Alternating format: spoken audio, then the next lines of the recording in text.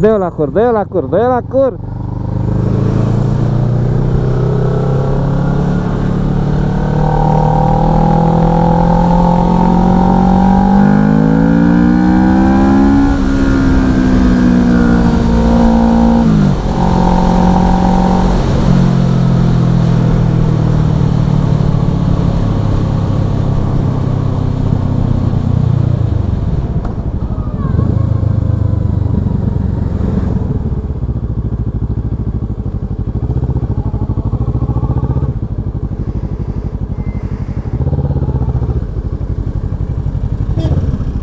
Mamă, păi pe unde te bagi?